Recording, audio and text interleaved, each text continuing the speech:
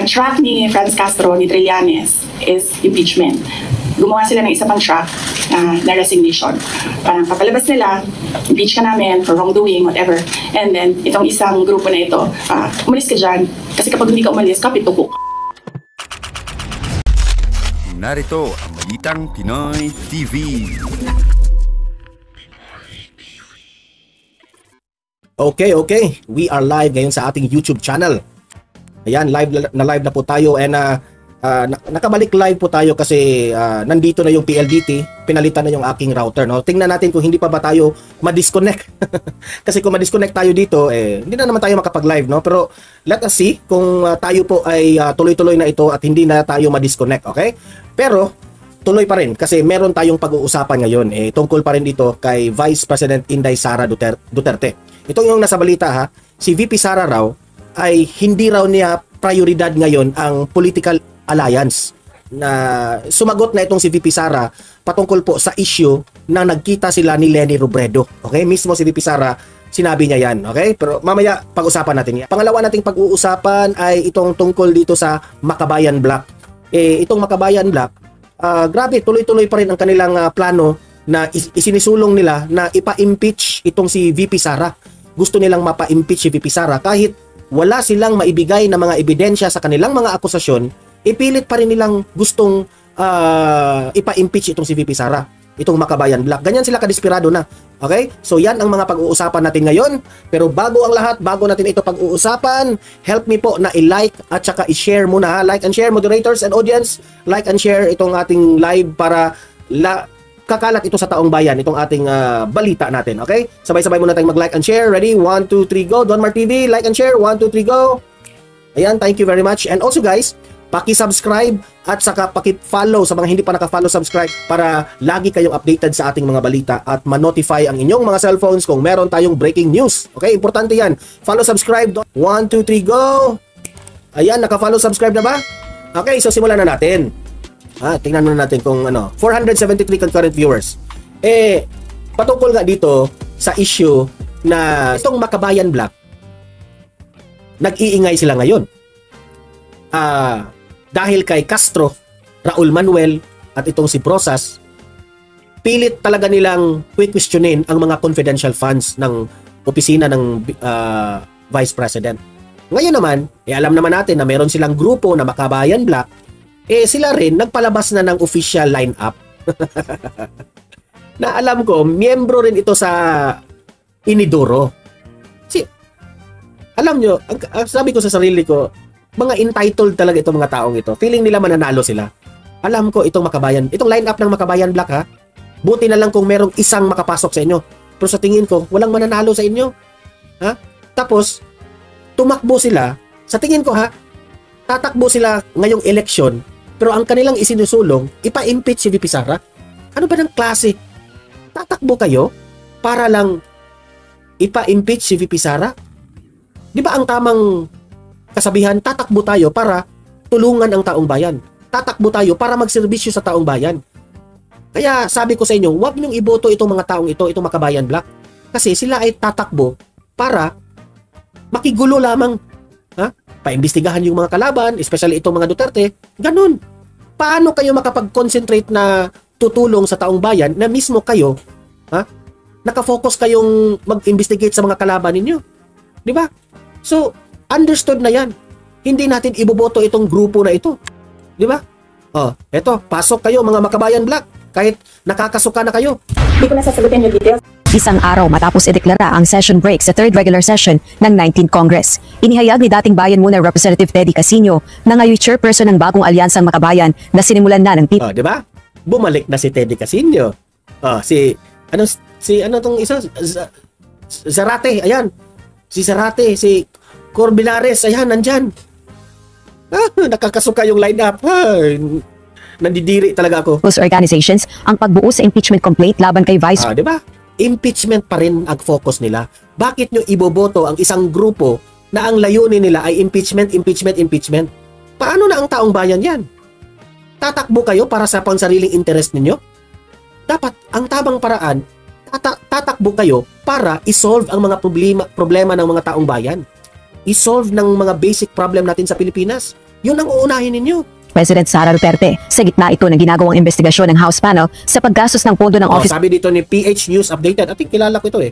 PH News Updated. Duterte kami sa Cebu. Ayan, maraming salamat. of the Vice President at Department of Education sa mga nakalipas sa taon. Ayon kay Casino, bukod sa kanila may iba pang grupo na kasama sa pagbalangkas ng Ay, nako. Hindi ko nga kilala. Si Sarati lang yung kilala ko eh. At hindi, sa totoo lang, ang taong bayan, no, kung makita itong lineup na ito, magagalit. reklamo laban sa pangalawang Pangulo. Sabi ng aking moderator na si Mix Duina, pusit lineup. Yung iba't ibang mga people's organizations under bayan are now studying Di ba ito si Teddy Sagasinyo, ito, di ba sinita rin ito? May picture na sinita ito eh. the possibility of filing an impeachment complaint, and the drafting of the complaint has started. Sa ngayon, dalawa lang ang pagpipilian ni VP Duterte sa mga kontrobersyang kinakaharap nito. Ang tingin namin, ang choice na lang ni Sara Duterte is either to Ha? Tingnan nyo ha, nagpresenta sila ng lineup nila. Pero ang pinagsasabi nila, patungkol pa rin sa impeachment ni VP Sara. Hay nako. resign or eventually to face impeachment. Tingin namin marami pang ibang lalabas na mga issues na tinatag. Alam mo, Kasinyo, madaling magsabi na maraming lalabas na ebidensya, issue. Magpakita kayo ng ebidensya, sir. Doon, mag-file kayo ng kaso ni VP Sara. Sige, patunayan nyo muna. Mahirap kasi yung dakdak kayo ng dakdak sa media na wala kayong ikapatunay na tamang ebidensya. Ang catch all You can never let Sara down. Kasi po, si VP Sara, malinis ang kanyang trabaho. Naman talaga nag-ground yan ay ang betrayal of public trust, ba? Yung mga ginawa niya. Ngayon, prioridad para sa pagtingin ng bayan muna na mamamayan ang mag-file ng complaint at mga people's organizations yan. At Tingnan nyo ha, tumatakbo pero nagre-reklamo. Dapat tatakbo kayo, dapat i-introduce nyo ang sarili ninyo. Anong mga plataforma ninyo, ganun. Hindi yung impeachment. Hindi kayo magtagumpay niyan, to tell you frankly. hindi kami mangingiming susuporta dyan. Naninindigan naman si VP Sara na hindi siya aalis sa pwesto. Sa gitna ito ng Hindi talaga siya aalis sa pwesto. Binoto yan ng 32 million. panawagan ng ilang mambabatas, gayon din ng mga kritiko ng pangalawang Pangulo. Ang track ni Franz Castro, ni Trillanes, is impeachment. Gumawa sila ng isa pang track na resignation. Parang papalabas nila, impeach ka namin for wrongdoing, whatever. And then, itong isang grupo na ito, umalis ka dyan. Kasi kapag hindi ka umalis, kapituko ka. Meron bang tatayo na impeachment kung sa mga complaint na ito ba ay may mga Isa pa ito balimbing ito. Sabi ni VP Sara ha, lahat, yung mga grupo na makabayan black impeachment. Ito namang Kamara, ang kanilang panawagan, magbitiw ka na sa pwesto mo. Di ba? Very obvious. Ito pa ito. Inendorso ito ni BBM. Isa rin itong sip-sip sa lahat ng sip-sip. Buti hindi ito sinita ng kanyang kapatid form, may substance, yung mga tinitignan dyan eh. Kung wala naman yung mga sabi-sabi lang, baka Dati hangang-hanga ito kay Duterte, di ba? Ngayon, di ko lang alam ha kung nasampal ba ito nasampal ng grasya siguro ito. Nagbalimbing na. hindi matuloy. Pero kung matibay din naman, siguro baka meron. Batay sa panuntunan ng House of Representatives, maaaring maihain ang isang beripikadong impeachment complaint laban sa pinakamatataas na opisyal ng pamahalaan ng sinumang mamayan ng bansa sa pamamagitan ng endorsement ng sinumang House member. Ilang probisyon ng Articles of Impeachment ay ang culpable violation o tahasang paglabag sa konstitusyon, treason o pagtataksil sa bansa. Lahat ng inilagay dyan, ito yung mga dapat pagbasihan nila. Kung gusto nyong i-impeach si VP Sara, patunayan nyo na may ganon siya. Graft and corruption. Ang dali-dali kasing mag-akusa, patunayan nyo. Bribery o panunuhon, Oy, Seiya Senpai, hello po. graft and corruption o Marian Julian, naku po, mga Tulfo brothers, mga grandstanding. Correct. tahasang paggamit ng posisyon para sa sariling ganansya at katiwalian, iba pang matitinding krimen at pagsira sa tiwala ng taong bayan. Gayunman, dadaan ito sa House Committee on Justice na siyang magpapasya kung may matibay na Sabi dito ni, whisper the truth. Take note of these people. Alamin mga distrito nila at huwag iboto. Lahat ng mga vloggers should remind their followers sino-sino ang mga hindi iboboto every time mag-vlog. Correct. Thank you for that, whisper the truth. Hindi naman ako nagkulang bilang isang vlogger kung sino yung hindi natin dapat iboto at dapat iboto. Di ba? Hindi yan nawala dito. Nandito yan. Nakasave yun ng aking may nakasave ako ditong text message Ipapakita ko yan. Mamaya ipapakita ko yan. Yung aking lineup na gusto kong iboto. Patayan ba o ebidensya ang reklamo? Kailangan din itong suportahan ng 1/3 ng House members o 106 na kongresista sa plenaryo ng Kamara bago Ayan nagre-remind na si Seiya Senpai. 631 likes, 1.1k watching. Mag-like muna, like. Nagre-remind na si Seiya Senpai. endorso ang articles of impeachment sa Senado. Ang Senado naman ang magsisilbing hukuman at kailangan ng boto ng 2/3 o 16 na mga senador para makonvict ang akusado o maparusahan gaya ng reprimand o censure o ang pinakamabigat ang tuluyang mapatalsik sa pwesto. Rosalie Coz. Hindi nyo mapapatalsik si VP Sara. Hindi nyo mapapatalsik yan. Trust me when I say that. Hindi nyo mapapatalsik.